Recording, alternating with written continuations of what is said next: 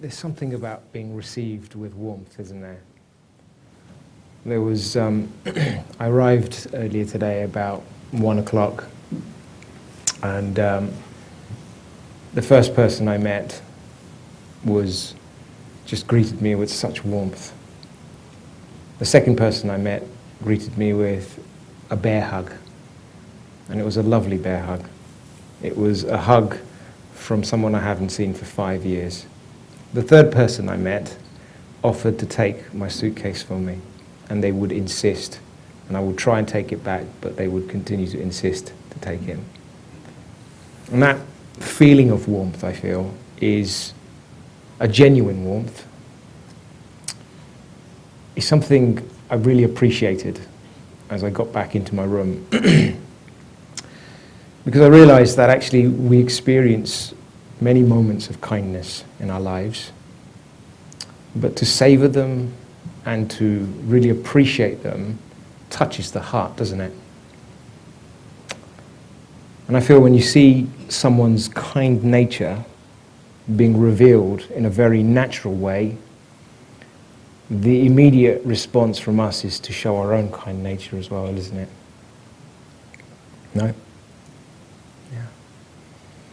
So it just got me thinking that actually when we're looking at this topic of kindness, particularly the definition of kindness, I didn't realize this, but when I checked out the origins of this word kindness, actually one of the origins comes from this word kindness, which means noble deeds. And when you see someone behaving in a way that brings love and warmth and care, then actually they're behaving directly related to their highest qualities. Yeah. And just a feeling of selflessness in that connection, in that act of kindness, that makes anybody feel so special. And I also feel that, you know, on the spiritual journey, we can talk about loving someone unconditionally, right? We've heard this term, loving someone unconditionally. Yeah. But it might be too difficult a term to really fully embrace. But the one thing that we can all embrace is kindness towards each other, no?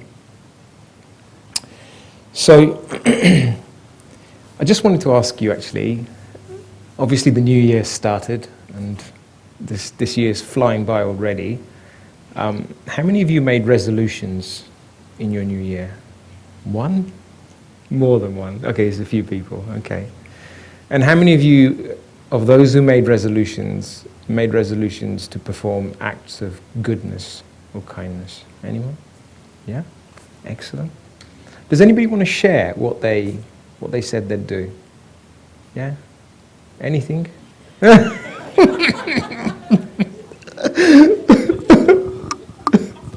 No? Okay. Anybody? Everyone's a bit shy on a Friday. Nobody wants to share? Please. You want to be good to yourself. Okay. Well, that's a good starting point, isn't it? Well, one of the things that I was listening to not so long ago was a talk by Sister Shivani. Most of you have probably heard of Sister Shivani, right? And she was asking the audience in one of her talks, now we have to choose how many acts of goodness and how frequently we should be performing acts of goodness. And so the audience kind of responded saying, well, actually, I'd like to be kinder towards somebody, or I'd like to share my gifts with somebody, or I'd like to give something to somebody. And then some people shared, maybe I could do it once a week or once a day. And so people shared across the group, and Sister Shivani just looked at them and said, is it a case of doing an act of kindness, or is it a case of we are just kind? No? We are kind. And this is really interesting because as soon as she shared that, the penny dropped, which is we can do acts of kindness, and periodically, like on a once a day, on a once a month basis, but actually when we really connect with ourselves and connect with that inner being and experience that default state of goodness inside, we vibrate vibrations of kindness. Because the underlying vibration that supports kindness is love, right? Kindness is a frequency of love. Would you accept that? Yeah? And so therefore, if I'm experiencing love naturally, then I'm just able to radiate it around me. And it's amazing that, when we're talking about what we can give to somebody as an act of kindness, you can easily, from the outside, see that somebody is giving something physical. So let's say someone wants to donate chocolate bars, yeah, or give a prize to somebody. But actually inside, this person is feeling bitter and resentful. And the individual coming towards them, who is about to accept this gift from this person, is now going to confront an individual that's about to give a gift, but actually internally, they are feeling bitterness and resentment. Yeah? What do you think the other person will receive? Sorry? Bitterness and resentment. Why is that? Sorry? Vibrations. So from the outside, we can see an act of kindness, potentially, but we have no awareness of what actually is taking place as an exchange of energy between two individuals, right? In that state, if someone was to give, then actually the person receiving would take, but actually would receive negative vibrations mostly. And they will leave not even feeling that they've received an act of kindness. Energetically, we're so connected with each other. Would you agree? More so than words. We can sit here, 99% of the exchange that takes place between us is energetic. No? And if our energy isn't particularly right, then actually we will have either an effect of deflating somebody or uplifting them. If our energy is right, we will uplift them.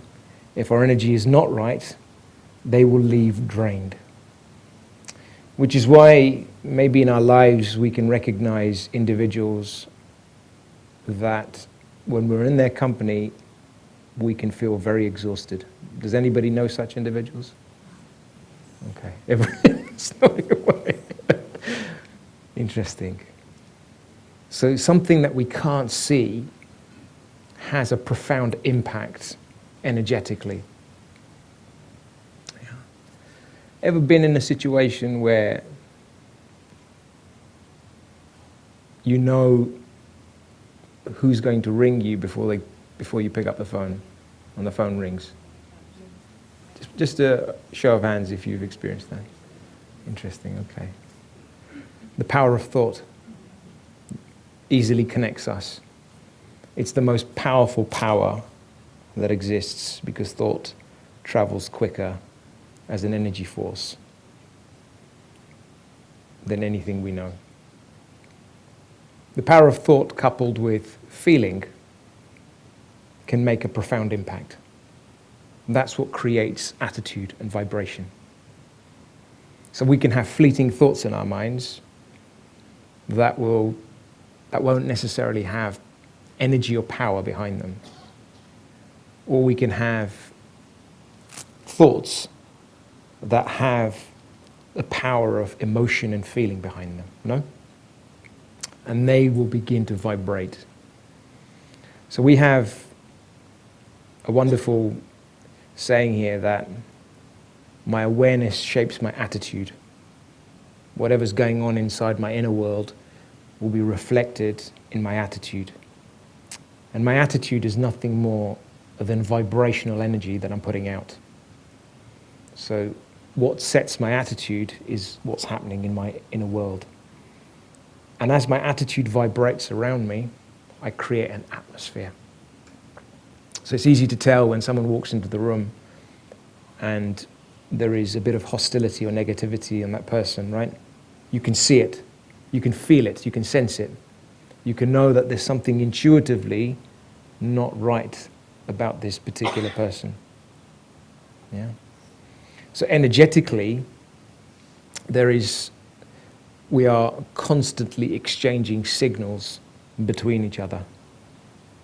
And then when we come into sound, actually a lot of the energetic exchange has taken place already. 99% of what you need to say has already taken place.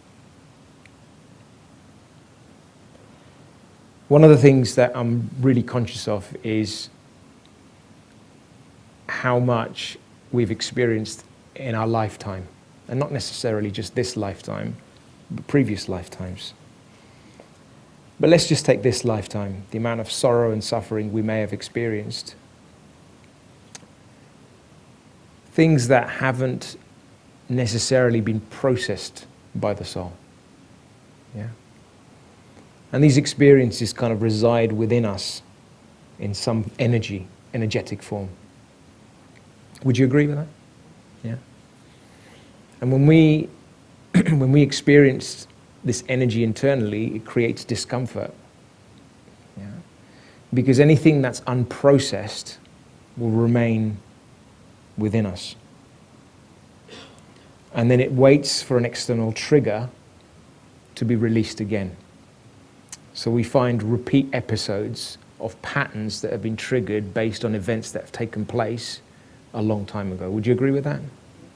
Yeah. And one of the things that takes place when I'm in a state where I've experienced negativity or a situation that's affected me at a deep emotional level is that my subconscious records it. There's two things my subconscious records. One is the event itself, and the second thing is, does anybody know what the second thing is? Feeling, absolutely, feeling. And it's like a groove in the subconscious where those two are captured. And often we don't know the effect different scenes of our lives as we've grown up have had on the soul, on the inner being, until much later in life when we're able to reflect on them as we start our spiritual journeys. But one of the things that takes place once something is locked in us in that way that we don't process and begin to move forward on, we create an attachment to that past in that way, through that recording. Yeah. And that stops us from being able to be kind to ourselves. Because when that recording comes up, because an external situation has triggered it, then actually we begin to feel and experience the feelings and emotions that we had previously, right? Yeah, and it all begins to come up, and then we just want to push it back down again, but it all keeps coming back up again. And often, when we're talking about spirituality, and particularly this relationship with this inner being, one of the first experiences we have is recognizing that I'm not defined by my past, but I'm a being separate, yeah, to this body. And as soon as I'm able to hold the experience of that, then one of the first things I will experience is peace. Yeah? Has anybody had a profound experience of peace? Just a show of hands. Okay. And when I'm able to have that level of experience of my inner being, then actually what I'm beginning to vibrate as I've experienced that is peace. Yeah. And once I'm able to vibrate it, actually very little needs to be said in any relationship or situation that is affecting me. Because where the energy of peace within us exists, I can now bring peaceful thoughts and affect a situation energetically. So automatically, I am being kind. Automatically.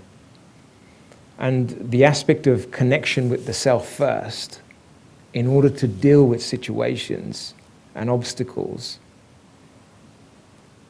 makes sense, because until we really touch this place inside of us that changes our emotional and vibrational energy, we can't affect situations around us positively, and we can't transform them. And one of the things that the new year brings is an opportunity for newness, no? Because we can get stuck in old patterns very quickly and easily that don't allow us, and old situations that don't allow us to inject new things into those situations to bring about change. Would you agree with that? Yeah. And we had this teaching that wasn't so long ago, but it was near the new year, where we talked about this term life change and what life change actually means. And life change meaning in the context of newness in my thinking, newness in the patterns of thought that already exist inside of me, and newness in relationships. And those are the three things that if we paid a little bit of attention to, we could begin to transform our life or change our life. So newness in thoughts, newness in the patterns of thought, yeah, and newness in relationships. And often when I accept this term, my religion, and this term, my religion, is kindness. In Hindi, this term is called Dharma. So we'll move on to the next slide. Yeah. Can everyone see that, by the way? Yeah. So,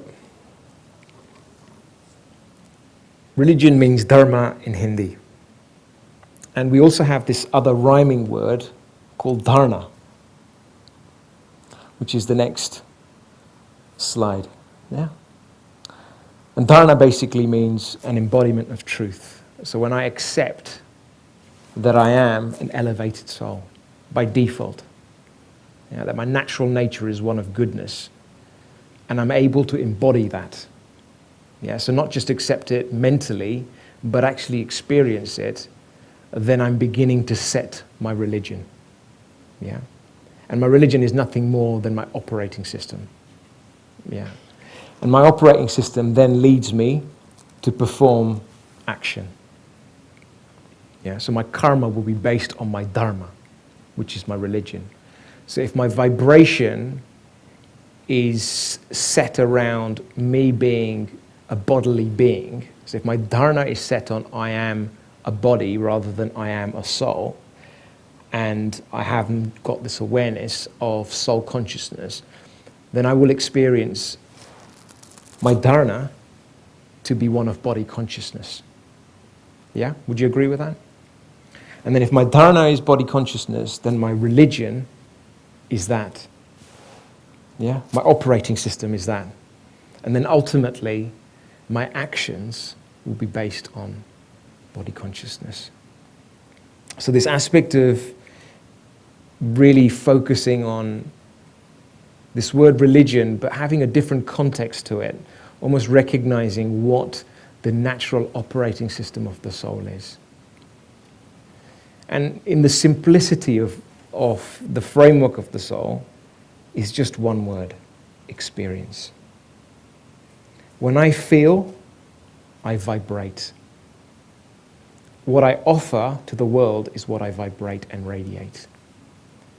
Yeah. When I open my mouth on the basis of that vibration, I share thoughts and words that are fueled by that vibration. And then it touches souls.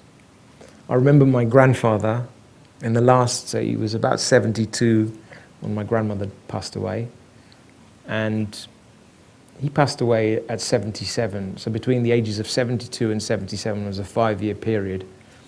And he was following this lifestyle, but he became very introverted. And he had such a, how can I say it? He was a very quiet person in that period of time, because he was making what I would call incognito effort that couldn't be seen visibly by someone. He was paying a lot of attention to his thoughts. He was paying a lot of attention to his meditation practice. And he was paying a lot of attention to his study. And over a short period of time, I recognized that he was extremely quiet, but there was a wonderful energy of quietness that he emanated. And to this day, I can remember his face, and his face radiated. There was a natural glow on his face, but actually he could communicate with his eyes. Have you met somebody like that? When you can look into their eyes and nothing needs to be said, but actually the exchange of their vibration through their eyes brings comfort. Anybody know somebody like that? Yeah. And it was really warming to see an individual that you didn't need to speak too much, but his very presence was just uplifting in that way. You know? And I remember asking him a few questions, but he would respond in a very quiet, in a very essenceful way. Didn't expend words unnecessarily. But I felt a real power in the vibration behind what he was saying. And it was memorable. And I feel that's a sign when our inner world begins to gain a lot of stability. Because we can't necessarily put into words the vibrations that we carry. Particularly when we transform them. Other people will just experience a sense of safety and comfort and warmth. And when I create an atmosphere around me that vibrates those feelings or those states, then do you know what the effect is going to be to anyone around you? Does anybody know what effect that will have? Sorry? Peace? Yeah. Love? Kindness? All the positive stuff. Upliftment. Whoever comes in front of you when you're having that vibration around you that needs that support will automatically receive it. You won't necessarily need to call them. You could reach them in your thoughts. We had World Meditation on the 18th of January, or shortly after the 18th of January. And we were sat in London. And I was sat next to a friend of mine, and we had an hour's meditation. And down the row, there was a young man sat there.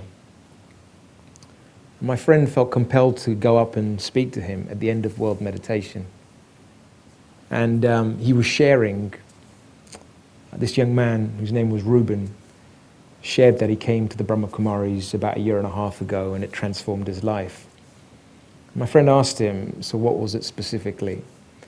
And he said he'd been through a lot of trauma. He'd lost members of his family, and he was now facing abuse at work. But one of the things that had made a profound difference to him was when a teacher who was taking one of the courses had said to him, we have to rise above it and still maintain good wishes. And out of everything that was shared in that class, that statement got lodged in his mind. And he decided that he would start giving good wishes to those who were abusing him at work. And he was doing that on a regular basis for about 3 months. And one day, someone at work turned around to him and said, we've done wrong by you, and we're going to put it right. In the same week, somebody else came and said something similar to him. And that's the power of vibration and thought. If we invest in it, knowing that whatever I'm going through emotionally, I first must need to deal with first, yeah? And only then, when I change my energy, can I begin to offer good wishes out there. Because if something is emotionally compromising me, and I'm deeply affected with negative feelings and emotions and thoughts, then I'm not able to deal with situations. And what actually happens at that particular time is our consciousness begins to drop as we're affected. Because when we're affected emotionally, we have this expression that my ego's been hurt. Does anybody, yeah, we accept that? My ego's been hurt, right? So my emotions begin to spill over. And our consciousness begins to drop because our emotions then create a lot of waste thoughts. Has anybody been in a situation where you kind of feel a bit hurt, but then your hurt creates so much more wasteful thinking? Yeah. And that pain that you've experienced doesn't allow you to control your mind. Because where there is emotional pain, mental burden will not be far behind. And so my ability to respond to situations is compromised significantly. So the situation here that's affecting me, so someone may be nasty to me, they may be saying horrible things to me, negative vibration, negative energy coming. My stage or state has dropped down to the level of this particular situation. And then there's a wonderful quote that says, no solution can be found at the same consciousness as it was born, right? So we can't address the situation in an affected state, but the mind wants to fix it. Has anybody been there? Yeah? So the mind wants to fix it. And so we go rushing around feeling like I need to address this and go straight to action. But what's fueling my actions are feelings of fear, anger, resentment, all of the vibrations that aren't conducive to fixing an issue. Has anyone been there with that? So and this is how we work. This is how we're conditioned to work, where ego gets affected, emotions take place, something I can't deal with, big situation comes our way, and actually I just want it to go away. I want to fix it quickly. But you know what spirituality says? Does anybody know what spirituality says?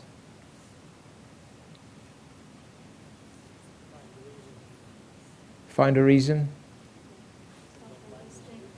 Yeah. Start from the inner state. So spirituality says, let's not focus on action at all. Let's completely focus on awareness and resetting my inner awareness. Because as soon as I've ruptured myself emotionally, I'm in pain, right? And if I closed my hand on that door, it's going to hurt. It's going to hurt properly. What would I do to my hand once I've experienced that pain? I'll caress it. Yeah. I may put a bandage around it depending on how severe it is. I may talk to myself kindly or unkindly depending on what's happened. But the reality is that our first instinct will be to address it. Our first instinct will be to address the pain. Do we have the same feeling when we experience emotional pain? That I need to address it? Or do I just carry it and let it weigh me down and weigh me down and weigh me down? Yeah. And emotions and feelings are just signals that are saying, actually, there's just something here, inner being is saying, I need your help. And if I can change my relationships with these messengers, then I can really begin to know how to restore myself back to this state of peace. Because the signal is saying that something's being triggered. And spirituality always says, the issue isn't out there. Actually, the issue is based on something unresolved in the past that you're carrying. Whatever pattern it may be, it's in there. But at the time when we're consumed energetically and vibrationally by these emotions and feelings, we can't think clearly. We are unable to have a kind dialogue with ourselves. But actually, it's in that time we are suffering. And there was a really wonderful sharing by Dadi Janki that I'd like to share with you. A short quote. But she says, Om Shanti, my experience with most of my friends around the world is that you do have a kind nature. The notion of kindness is living in the word mankind. Kindness is essential to our humanity. In a practical way, we experience this kindness as cooperating with everyone with whom we work. For good people, we are duty-bound to have a kind nature. Completely accept that. Then she says something else. But there is something else that is beyond duty, and that is compassion. Compassion goes deeper and comes from our ability to be selfless. The measure of compassion is in our ability to give peace and happiness to others. To start by having a compassionate nature towards others in a state where I'm suffering, I first must douse the flames internally, no? And there are many ways in which we can do this. Does anybody journal here? Just a show of hands. Yeah. Journaling, which is writing. So if anyone has experienced journaling, has anybody experienced journaling about their feelings and emotions? Show of hands. Okay, so a few of you, okay. It's one of the most powerful ways to begin to process what's happening inside of you and allow it to let go. Because when I'm writing about it, I'm finding a way to express what's happening inside. You're finding an outlet. When it's inside, it's trapped. And actually, it just creates more and more tension inside of us. It creates more and more waste thoughts inside of us. And if we're not able to address it, one of the first things we begin to experience immediately is mental tiredness. The physical body hasn't done any work, but we feel mentally exhausted constantly. And that's a sign that I have a blockage internally. And in that space where there is a blockage, I'm not able to radiate anything other than confusion and anxiety. I'm certainly not able to radiate love. Yeah. Because I haven't got this ability to unblock. When I unblock first, I restore myself back to a state of inner peace, and then I can vibrate again. So this aspect of dealing with issues and feelings in a kind and compassionate way is such a key part of spiritual progress. I often find that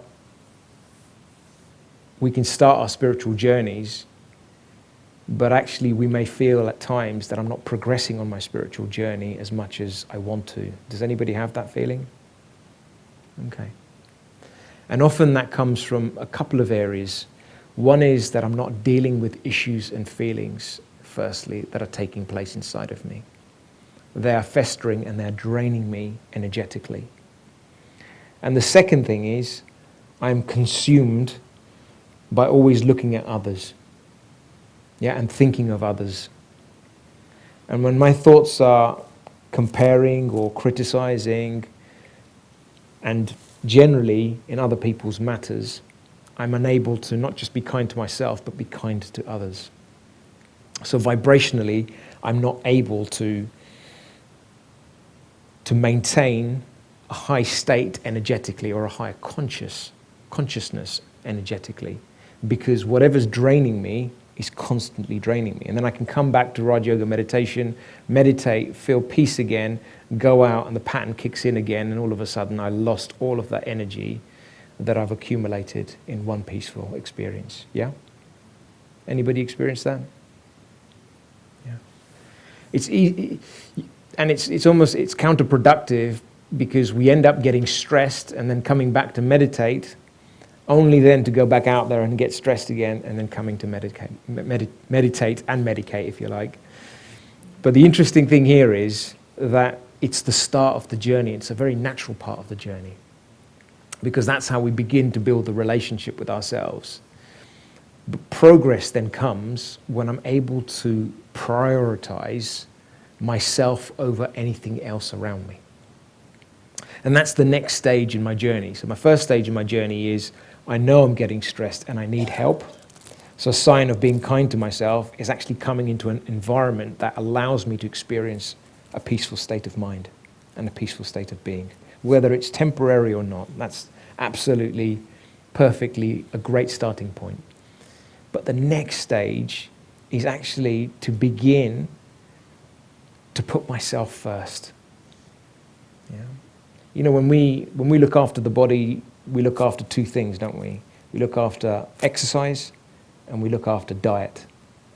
And those two things allow the body to function the way it needs to. And the same applies to the soul. There are two things that are essential for the soul: the diet of the soul and the exercise of the soul.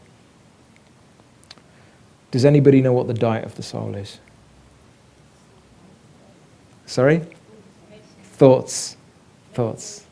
Meditation is the exercise. What I feed my mind is the diet of positive thoughts towards myself. And sometimes you can combine the two in a meditation commentary, which is a 2-in-1. And that's a fantastic way of beginning to uplift myself. But actually at the very start of it is, if I spend 5 minutes in the morning or 10 minutes in my daily practice, first thing when I open my eyes, to embrace positivity, then actually my operating system for the whole day changes. Has anybody seen a benefit in this? And this is how we can change this aspect of, I've started my spiritual journey and I'm being affected, to actually, I'm beginning to restore myself first and start with myself first as a peaceful being before my day begins. And actually this operating system, as soon as I've experienced peace, particularly in the morning, and we have a practice here of early morning meditation, there is so much strength that's accumulated through an experience of meditation. And strength is what's needed to uplift the soul. When the soul is heavy, do you know where it's carrying that heaviness?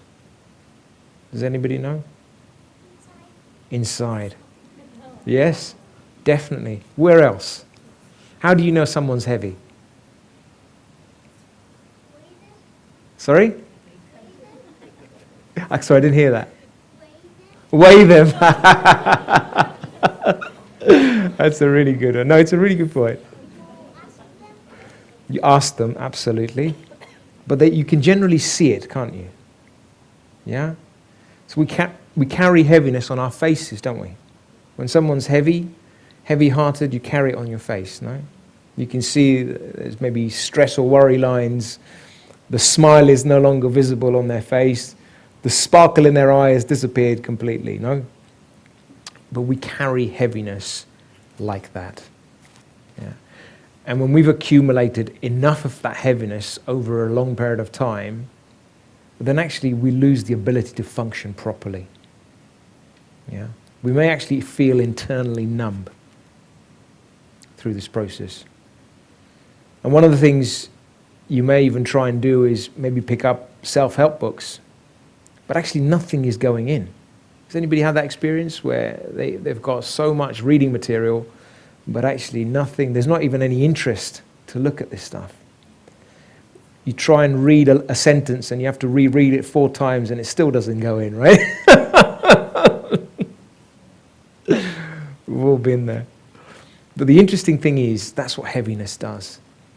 It stops our minds from working effectively.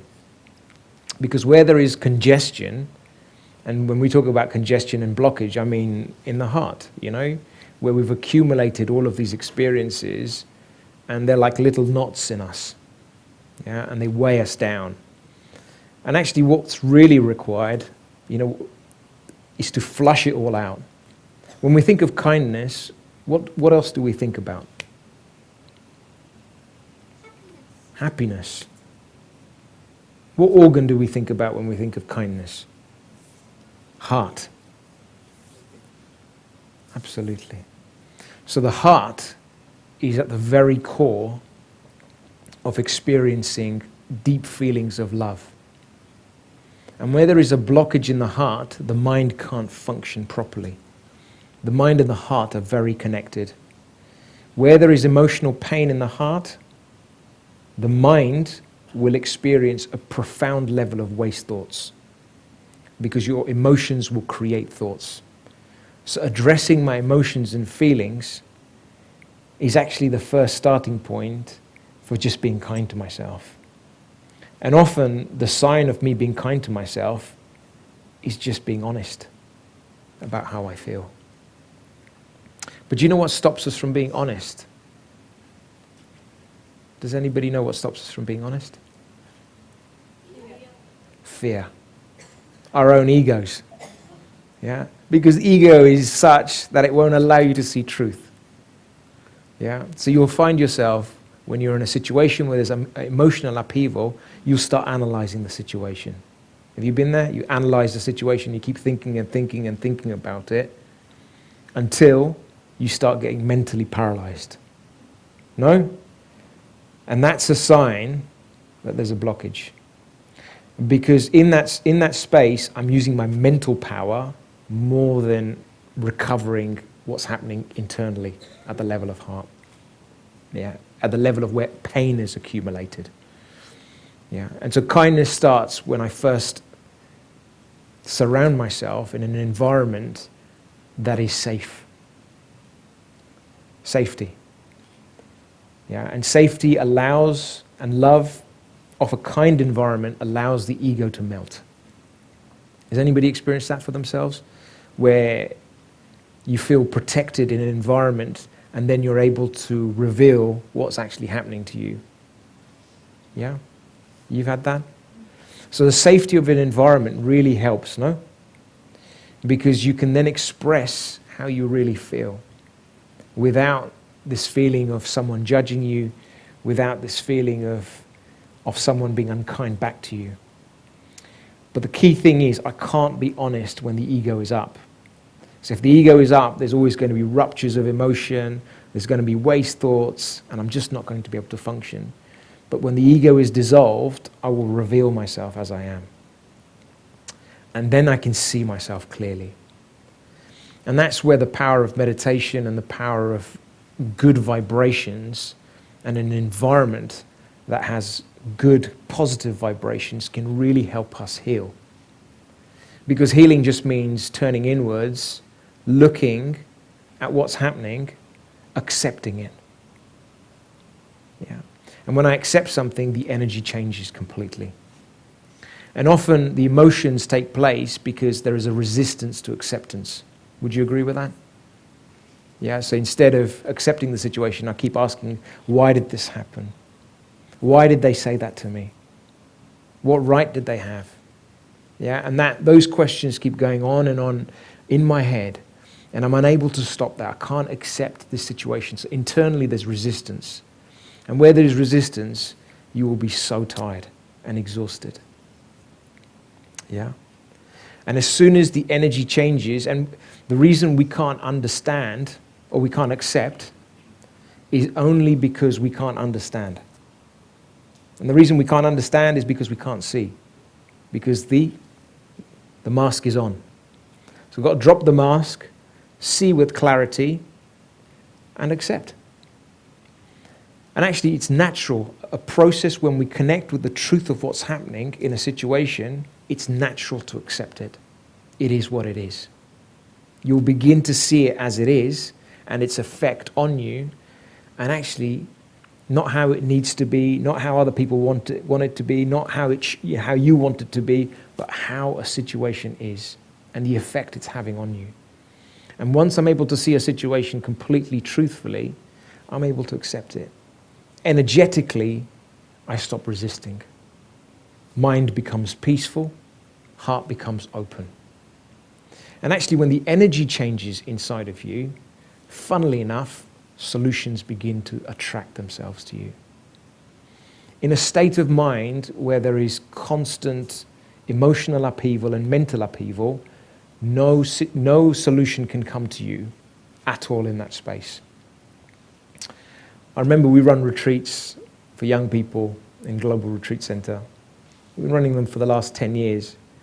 And we have this process that we take these young adults through. I mean, it's applicable for everyone, but we have the first experience we give them is an experience of love and safety and home. When they experience that, actually they just drop their guards. Yeah, when the guard is dropped, they're able to reflect with a lot of honesty and understand themselves and realize for themselves what patterns inside of them are creating feelings of sorrow. And then we take them through a letting go exercise, an incredibly powerful letting go exercise. Has anybody done a letting go exercise in their lives? Yeah? And when you do a letting go exercise, when you've reflected with honesty, actually you will feel lighter afterwards. When you shift a burden you've been carrying in the heart over a long period of time, then actually the heart space clears, the mind experiences peace, but you experience a profound sense of lightness. A feeling of inner calmness is restored. And what we find after that particular session is most of them, if not all of them, in that particular session have had major releases. Some of them with tears, some of them, they've written pages and pages, many sighing in relief. Almost like someone's taken that weight, taken it off them completely. What we also then find is immediately after that, the color comes back in their face again. Eyes are sparkling, enthusiasm returns, clarity comes back. They're able to engage naturally with each other without the burden of whatever's been trapped on them. And some of them have been carrying it for years. I remember this one particular situation where we did it around a fire pit. And in this first year, there was a lady that had come and she hadn't released properly, so we allowed her to come the second year, but she would not come near the fire. And it took 60 people's will to really gently bring her to the fire. And as she let the paper go into the fire, she actually just broke down in tears and cried for 20 minutes in front of the whole group. We don't know what we're holding internally inside of us that is buried until it comes out. And if I can give myself that gift of letting go first, that is one of the biggest acts of kindness that I can give to myself, because it restores me to how I really am, how I should feel naturally. We normally get emails from participants 6 months down the line. And most of these emails are how new directions have emerged in their life.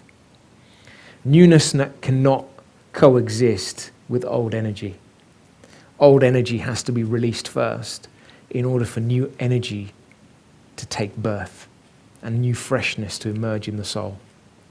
So where I'm dying for newness in my life and new beginnings in my life, and nothing seems to be coming, actually the issue isn't not looking, the issue is I need to clear some blockages. That's all it is. And once I clear old blockages, then actually I restore myself to my natural inner being state, feeling of peace, feeling of bliss, and then I can begin to operate again.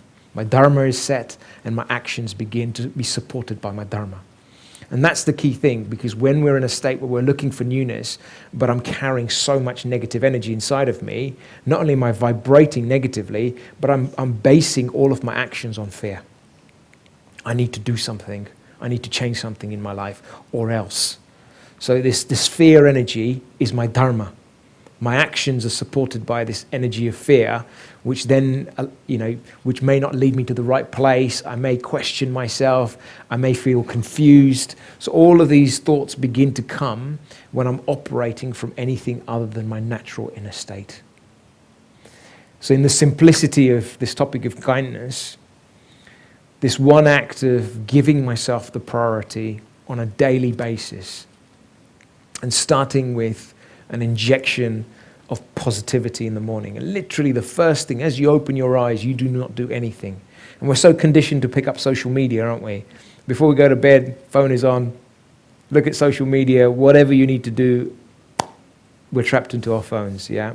So the last thing we go to bed with is we're carrying all of the stuff related to social media.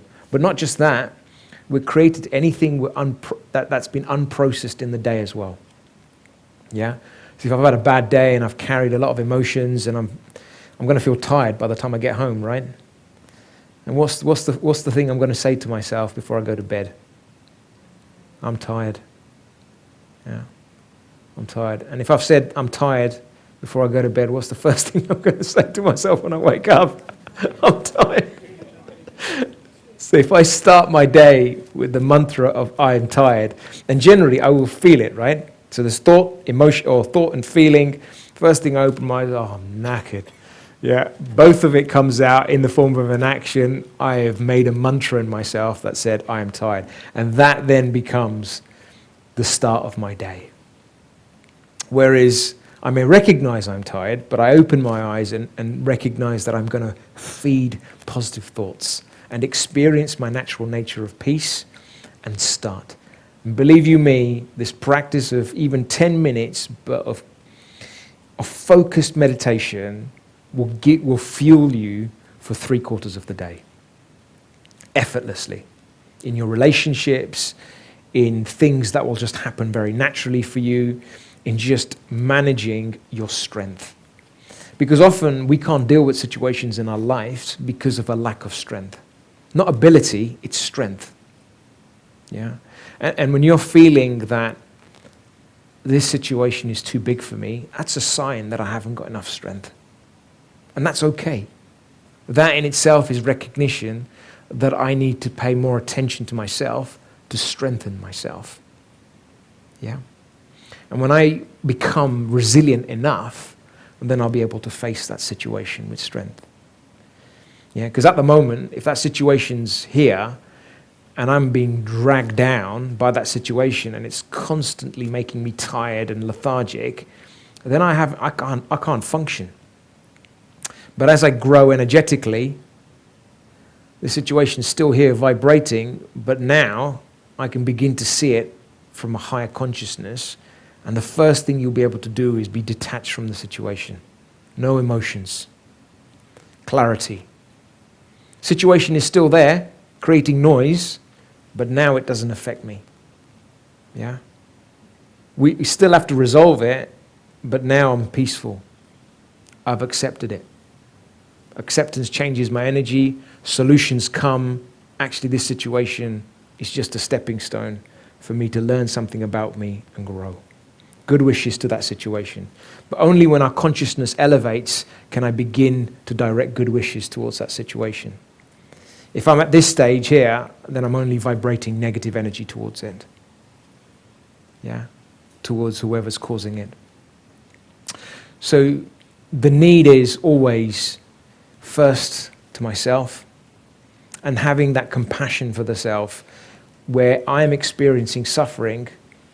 And actually, I can talk kindly to myself to say, you deserve better.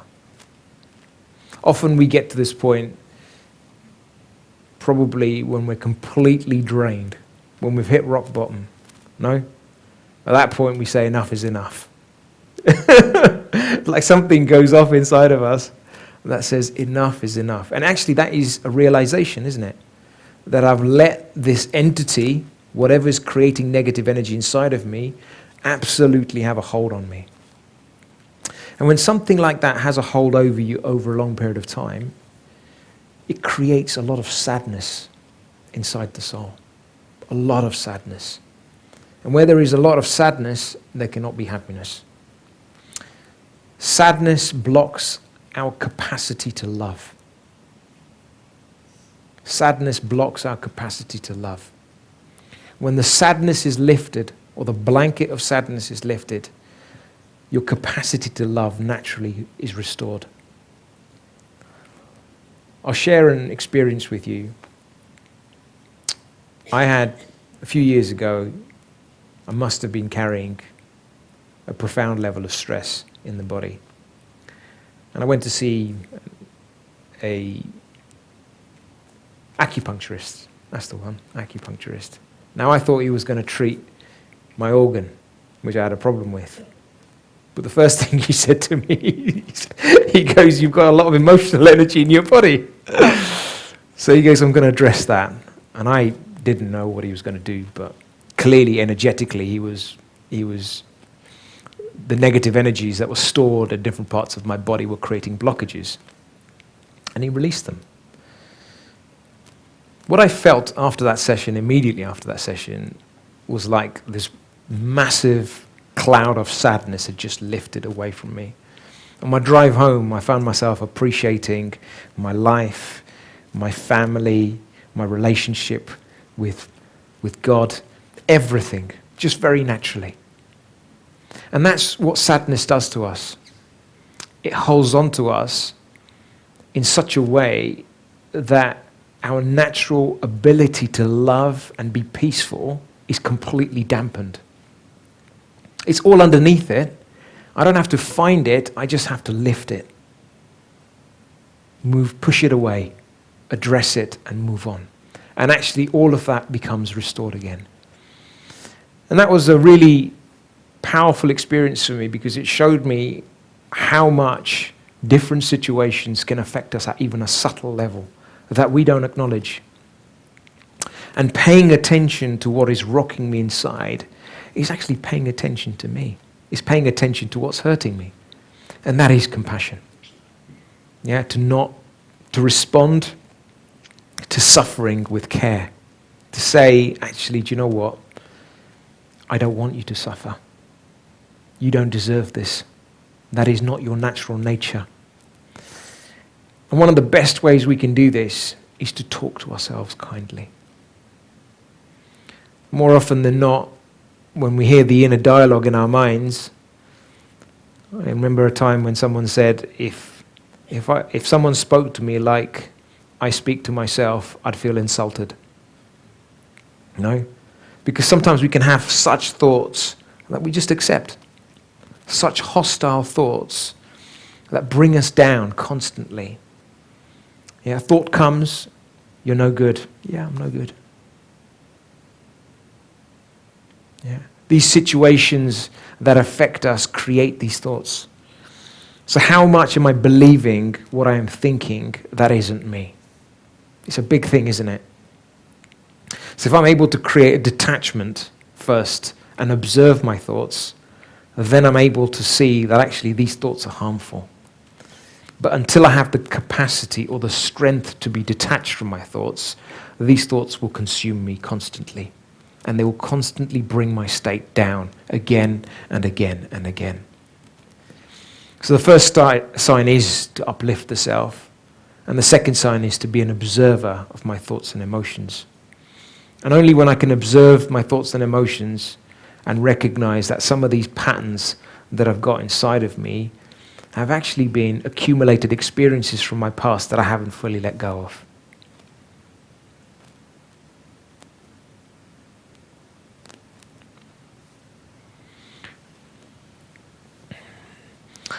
I wanted to share a meditation with you in terms of just for a brief 5 minutes. And this meditation is on kindness. And particularly kindness in relationships.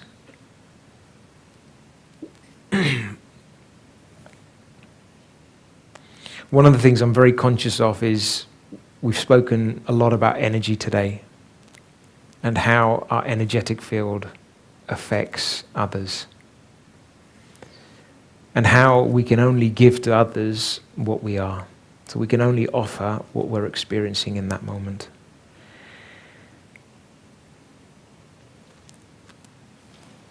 So just sit in your chairs for a moment and just be relaxed. And just allow the words in this commentary to really seep into your mind so that you can experience every single word.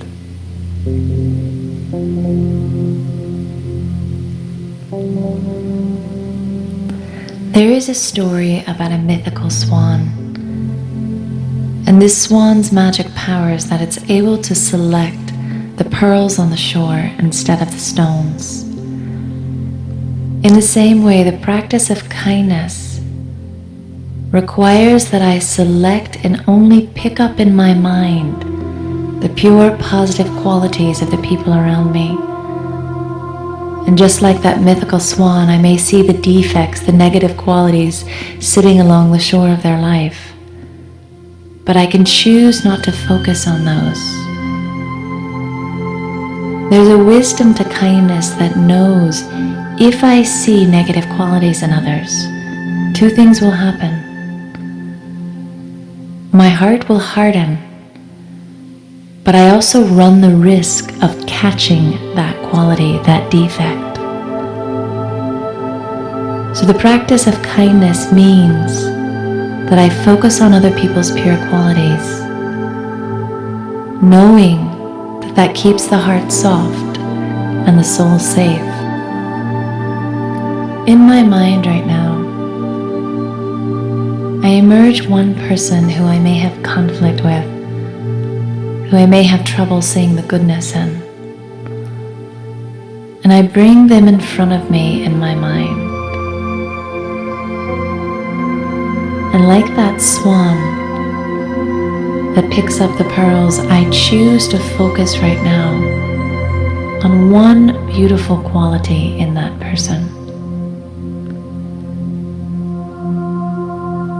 Let me see that quality emanating from them in my mind.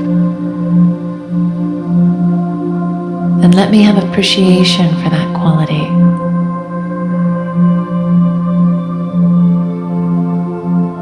And as I look at them, I see them as more than just a body, more than the role they play, but I see them as a soul emanating that pure quality, that pearl of virtue that they have within them. And I notice how my heart softens, how it expands, how I return to a deeper sense of peace and ease in my own being. I notice how kindness brings more light into my own mind.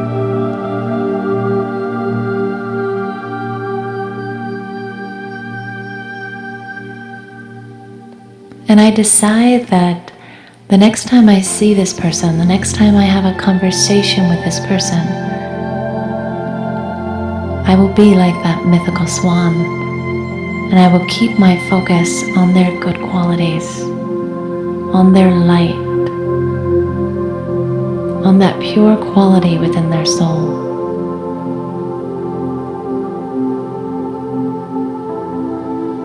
The practice of kindness softens the heart, brings ease to the mind, but there's also the other magical effect of kindness. And just like if I focus on a defect, I will catch it, in the same way, when I focus on people's pure qualities, when I pick up the pearls instead of the stones within them, I too will begin to radiate those pure qualities. I will begin to feel a sense of belonging, connectedness, and love for the world around me. So today, I will let go of being so harsh with the people around me. And I will be like that mythical swan that sees the stones along the shore, but chooses instead to focus and hold in my mind the vision of the pure qualities of each person I come in contact with. This vision is a huge act of kindness towards others.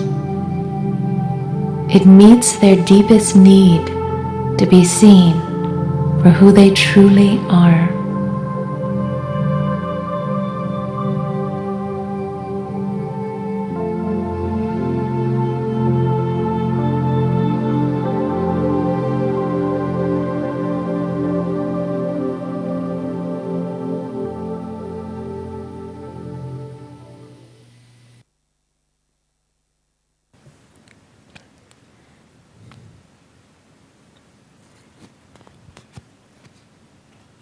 Om Shanti. I feel there was a really simple secret in that commentary, just in terms of how we can begin to change any relationships that are challenging for us by looking at the quality. And we spoke about an affected consciousness and how we will only ever see defects in someone when we're affected. We can't necessarily see the quality, but we can choose to see the quality. But the first thing we do need to address still is the disturbance that that individual has triggered internally for us. Until that disturbance has first settled, I can't begin to work with seeing the good quality in that other individual. That won't be possible. But it feels like we've got a nice process to restore balance internally. First, change my energy, and then consciously pick a quality about this person. Because what we'll find is, if something has happened from one person to another, sometimes we can make the whole truth about that person based on that one event of what they've said to you. Have you realized that, experienced that? Yeah. We forget to see that they actually may be a good person themselves, that maybe they've had a bad week, or maybe they too have had some bad experiences that they just haven't been able to process. We lose that perspective on the other individual. And that creates a blockage again inside of us, because our perception of that individual then drives our attitude towards them as well. So it's really important that the first act of compassion and the first act of kindness is this entity or this person or this situation here is only triggering stuff inside of me that hasn't been resolved. And when I deeply accept that and take responsibility for my thoughts and emotions and feelings and just douse that fire internally, change my energy, my vibration can then begin to work. What you will absolutely find if you tried this approach, and often one of the biggest forms of kindness to ourselves in relationships is one of forgiveness. Yeah. And forgiveness, we know, is not towards another person, but actually the greatest act of forgiveness is myself. One of the most prominent spiritual laws that we work on here is really simple. It's don't take sorrow and don't give sorrow. Yeah, simple. Number one on the spiritual law list is don't give sorrow and don't take sorrow. And we know to give sorrow is a bad thing. As human beings, we know that. But how many of us know to take sorrow is just as bad? Yeah, taking sorrow from different situations, allowing sorrow to enter. And a sign that I'm taking sorrow, really simple sign that I'm taking sorrow in a particular situation. Does anybody know what it is? Exactly that. I allow my feelings to be broken. If I cannot maintain peace in an uncertain situation, then there is a lack of strength. And if it's affecting me, then I'm allowing that situation to deal with me emotionally. And so therefore that situation has a control over what I think and what I feel. And if I've allowed my feelings to be broken, I've taken sorrow. Simple as that. And as soon as I've taken sorrow, there's disturbance internally, my first priority is nothing to do with that situation. Move away from it if need be. But first thing is, I need peace of mind. I need to restore the natural balance internally, and so that I can begin to not send out negative vibrations towards that individual or that person. And often, we can be quite surprised with how much negative energy we're sending to somebody that has hurt us. They may be very far away, but they're receiving every ounce of that energy that you're vibrating. And the energy will be in the form of hateful thoughts, resentful thoughts, and they'll be loaded with feelings and emotions. A thought that's powered with feeling and emotions is extremely powerful. It will reach its destination very quickly in a very focused way. Ever been in a situation where maybe you're out somewhere, you're having a really good day, this person hasn't bothered you in your mind, and then all of a sudden they come and they're starting to run around in your head? Yeah? You kind of think, well, hang on, I was having a really good day. I didn't even think about that person, but all of a sudden they're in my mind. Yeah, and I'm going back to the situation again. Yeah? Do you know what that's a sign of? They're thinking of you.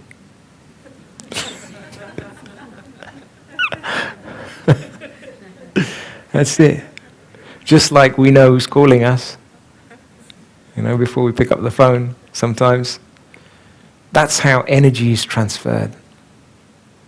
And the effect we have energetically is profound, deeply profound. And equally, if you're able to build a state where you're able to hold such a peaceful energy and emanate that vibrationally with the power of good wishes, and direct that in a focused way towards an individual, my God, that will work miracles. Just like the story of Reuben. Good wishes from a distance, or even around somebody at a vibrational level, but a very specific thought that you want to send to somebody, but with this state of love and kindness and feelings like that inside of you emanating and creating those thoughts, they will reach others very naturally. And what you'll find is when you've gone through the process of forgiving yourself for accepting sorrow in a situation, then when you come and face that person again, energy's changed. Completely. There won't be this tension between you and this other individual. You'll actually feel free. Has anybody experienced that? Yeah? Or actually, you haven't got to do anything. Their response is largely to the energy you're vibrating. And often the energy that we vibrate, we carry in many ways in our facial expressions. If this is an instrument for displaying what the inner being is feeling, and if the inner being is feeling hostile and highly affected by somebody, then my body language will represent that, no? I will sit in a way that will reflect that I don't like you, or I'm not listening to you, That's it, no?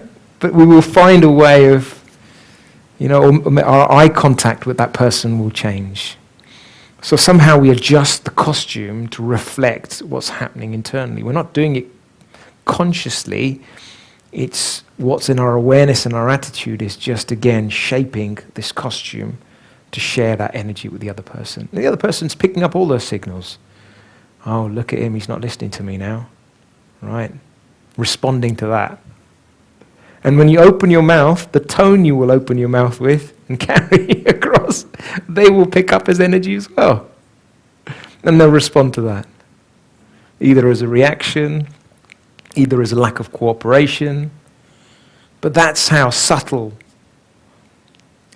we're communicating with each other before we've even come into sound. And when we come into sound, actually at that point it's too late. Because what we say in words that are driven by a negative energy or an affected energy will create what we call a negative karmic account. And when I establish a karmic connection with a person based on an exchange of energy, as in me giving them that energy, then I have to recognize that the law of karma is a bit like the law of gravity. Law of gravity says what goes up must come down. Law of karma says what goes out must come back in. So if I'm putting out, then I will have to experience that energy back. And if I'm experiencing that in my life, then it's only a sign that actually at some point, at some level, I've put that energy out. So energetically, we have to be very careful to pay attention to my vibrations, and in particular my attitude, because attitude dictates vibrations. And often what starts with attitude is intention. When I see a relationship or a situation I'm focused on, one checking point is, what is my intention? Yeah. Often the starting point, the next step is, what do I need to pay attention to? And the third step is, my attitude will be formed from that. And I will naturally vibrate. And what your attitude is will dictate your actions. So my awareness, my attitude, my perception, and my actions all follow each other in a straight line. And if my attitude is right and my intention is right, then my actions will absolutely be right. So I just wanted to realize it's 25 past 8. I could probably talk till tomorrow morning on this topic, but it's this food for thought,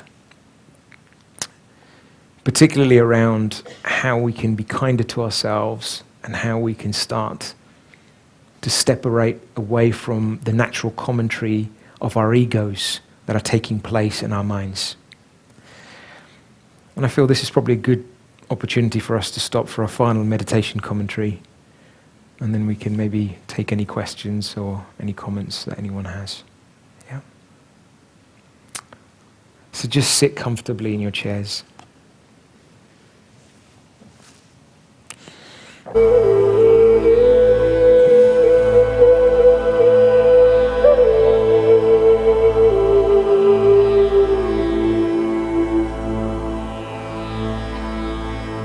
Just connect. With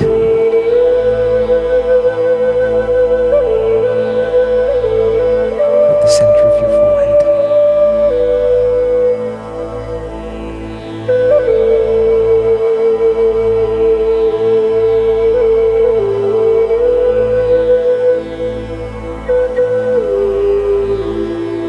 And just recognize this space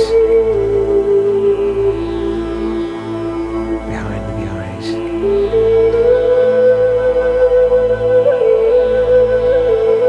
That's the seat of the soul.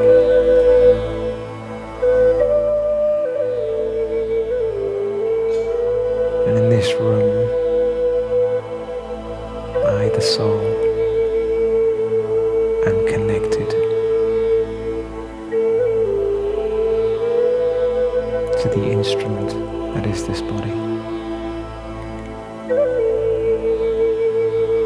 I can hear, I can smell, and I can see.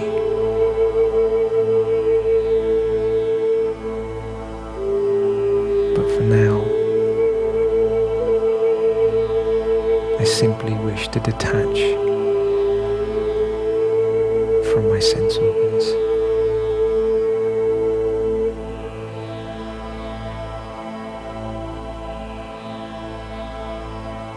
And just tune into this silent space around you.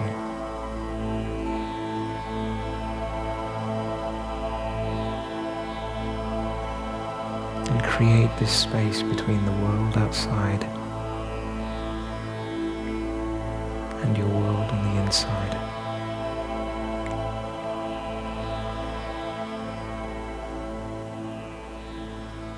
And choose this thought: I am a powerful being of peace.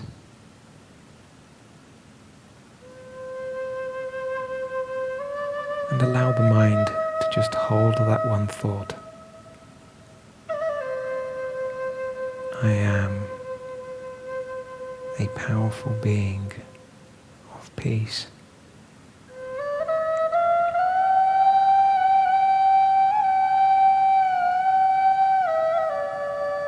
And just repeat that thought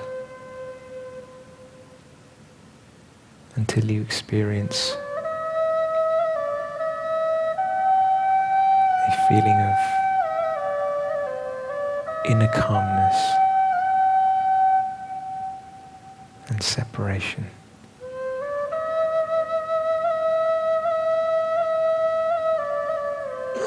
And just enjoy this feeling of quietness.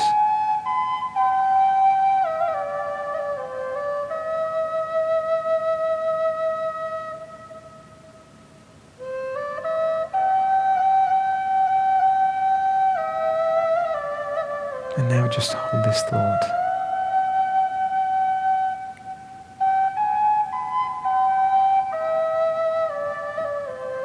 That I am kind to myself.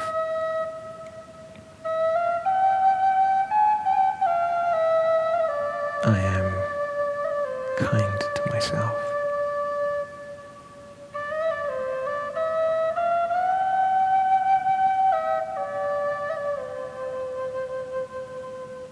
And that I don't wish to experience internal pain and suffering.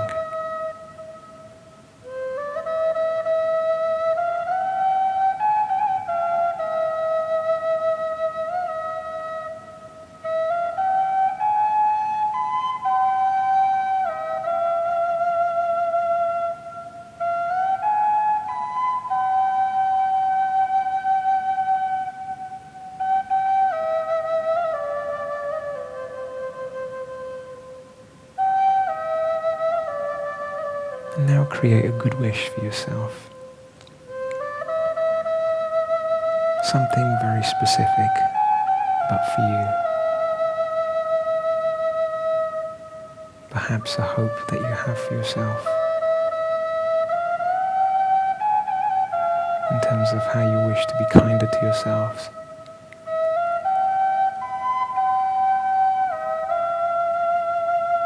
Just hold this good wish and repeat it in your mind.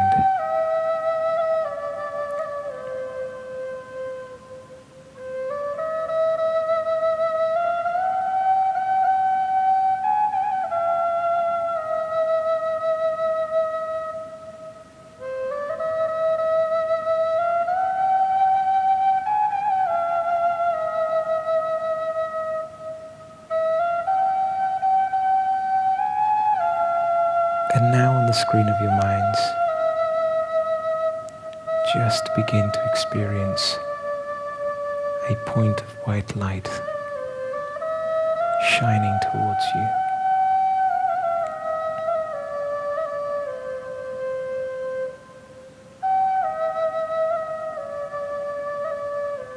And this point of supreme light and energy is your connection with the divine.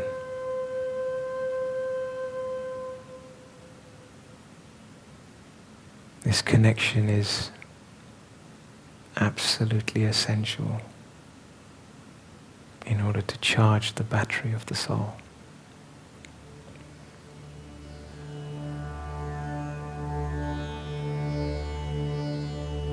When I am connected in soul consciousness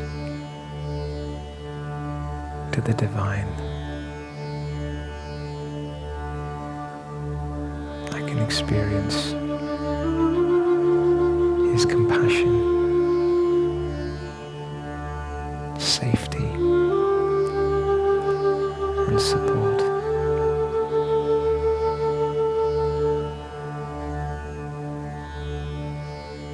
And this relationship empowers me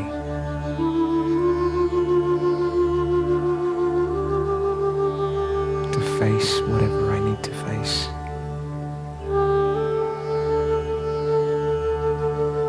And to not be alone.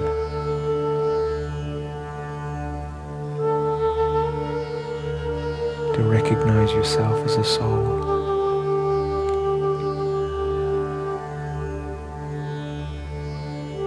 Is the first step.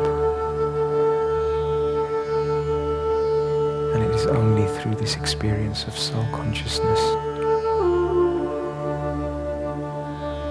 can really connect with the energy of the divine and draw strength. Strength that will enable us to elevate our consciousness.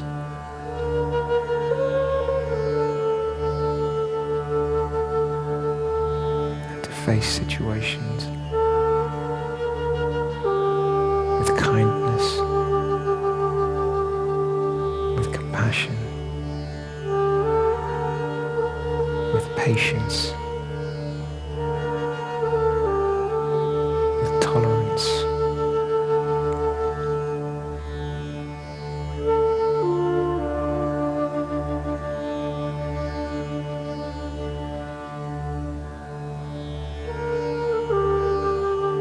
Let me pay this much attention to myself on a daily basis. And this is my act of kindness.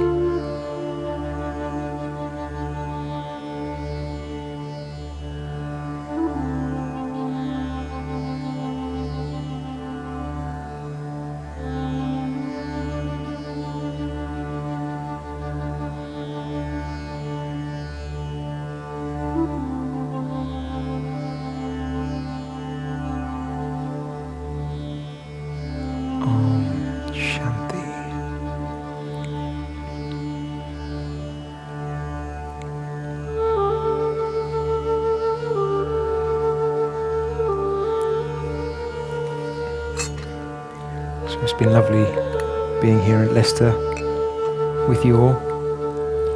I just wondered, does anybody have any questions?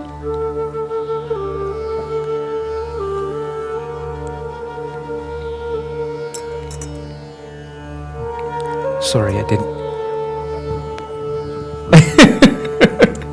I do. I'll share it with you. It's very good. Okay. Just a couple of other announcements I wanted to make. If any of you were interested in some of the aspects that I was talking about, there's a couple of books that I picked out in the bookshop that have really helped me in the past. One is the Yankees book, Inside Out. It's a very magnetic read. If you haven't got a copy of this, then I'd certainly go and explore that. Another one is Seeking Silence by Antony Strano. Antony was an amazing individual, actually a good friend, and someone who was so passionate about silence. And just his journey of taking people through step by step into deepening their silence experience. I feel this is a real toolkit to enable us to spend that quality time with ourselves, with guided meditations. And often when you start this journey of meditation, guided meditations is the only way. Commentaries that are uplifting combined with a meditation experience can focus the mind, create such a wonderful experience, and energize the soul. And there's a particular website called Release Your Wings on YouTube that have many meditations. The one you heard on kindness was one from there. And they're all free, and you'll find many of them on the site, so you can create a system that works for you first thing in the morning. So thank you. Have a lovely weekend, rest of the week, and hope to see you all soon. Thank you. Okay.